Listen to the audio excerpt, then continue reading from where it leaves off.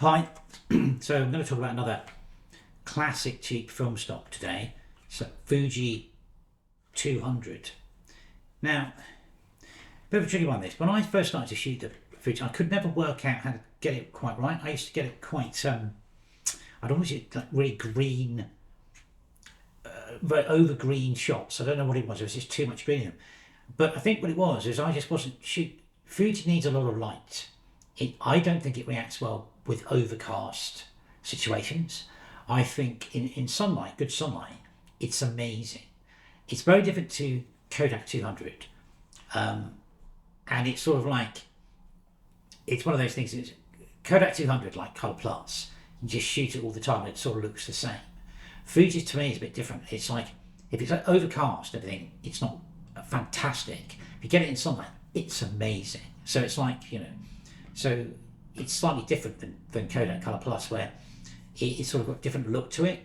And if you get it in the right light, it does look like fantastic. So, I mean, what we do is quickly go through some photos and just sort of talk about it, and then I'll come back. So, this first one, this is just shot out back in the evening. You can see it's got really nice colours in the sky. It's a bit pale, the blue, but it's like beautiful, beautiful pinks in there. I think that's the moon up there. And then we've got this. This is what I mean. Once you get it, this is the River Thames. Once you get it under good light, it just excels. There's a great sky going on there. It's sort of similar. I think it's got less grain than Kodak Color Plus. I think that, it's sort of just a little bit more refined. What we've got here, classic, Trafalgar Square, blue sky. You can see the red, just begin to see bits of red there. There is a sort of, it does love its greens. I will say that about it. What have we got here? It's my cat. Basically, yeah. I mean, you can see that it's quite sharp. I think it's sharper than Kodak Color Plus. And this is out the back. You can see it's sort of like, it's early in the morning, the sun's coming up, and there's sort of like some steam coming up from something. It's quite dark, but you can see it's got, I think, a bit better dynamic range than Kodak Color Plus. Okay, there's these ducks. I just want to shoot these because of the red, but you can see in the dark when it goes. I mean, that's basically normal light coming in on the right hand side, and then there's no light in the room here, and you can see it sort of dips off to a green, so it sort of goes into the green in the shadows, but it pings out the reds. You can see, it's very Fuji, and this was just a shot in a park. Someone's put a boot on a tree. It was just like classic, like for colours, stuff like that. But this film really does love its reds, greens. Bit of graffiti. I shot, that's a very representation of what that looked like. So that's quite good. But again, and this again, I mean, it's like slightly muted there. It's a little bit brighter the yellows, but it's quite a flat day. Another good bit of graffiti, like someone's done a chunk from the Goonies on the side of the building. And here we go. This is sort of again flat sky, but that red just like pops. And you can see then there's a tint of green going through. Watch this. Oh, there's some flowers someone's chucked away. It was just weird. It was like a giant flower bin thing on the side of the street. But yeah, that's quite sharp actually on the flowers. But it's a bit more sky. I think it's great film for early evening, early morning.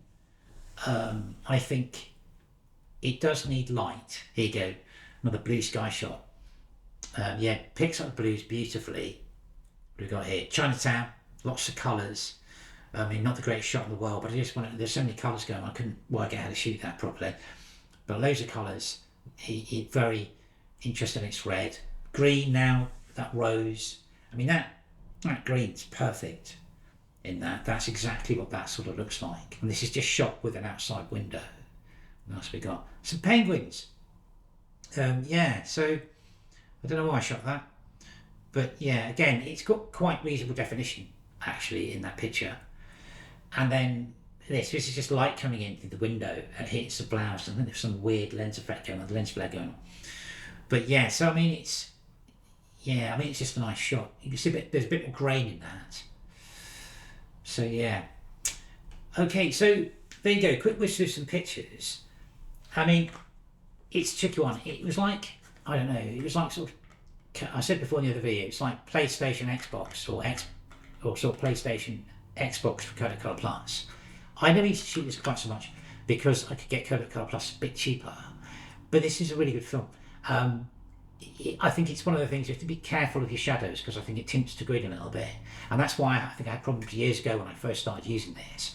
I couldn't quite work out whether there was this extra green, so I think you need good light for it. But when you do get good light, you get really good results from it. I think far better, I'm going to say it now, I think far better results than Kodak Color Plus. But yeah, but there is that thing you have to watch out for with it. I don't know if it's, I mean, I'm going to look at Suspiria shortly. I mean, I can't remember, I think I may have had the same issue with that. I think there's a look towards green with these films. But no, if you can still find it, I don't know, I think they may have changed the formula. There's some rumour that Kodak are making it now for Fuji, because I don't think Fuji make that much film anymore. And I think the box has changed, so I don't know if it's the same stuff I was shooting in those photos. But still, I mean, really good. It's a really good, it used to be a really good cheap film. So if you get some, I mean, it's just really handy to have. I'll look at the Suspiria and then the premium. I've got some of those. I've shot some of it as well, actually, so I can do the Suspiria 400. That was like the opposite number to Ultramax. So you had Ultramax and Suspiria 400, then you had Kodak Color Plus, and you had Fujifilm 200. But yeah, no, really nice. Worthwhile picking up some, but make sure you get the light right, really. But it can do a lot of stuff. I normally shoot it at 125 or 160, just a bit overexposing it. I think I haven't actually ever tried to underexpose it, so I've never shot it at 400, so I don't know what that looks like. But yeah, there you go. I hope that's useful.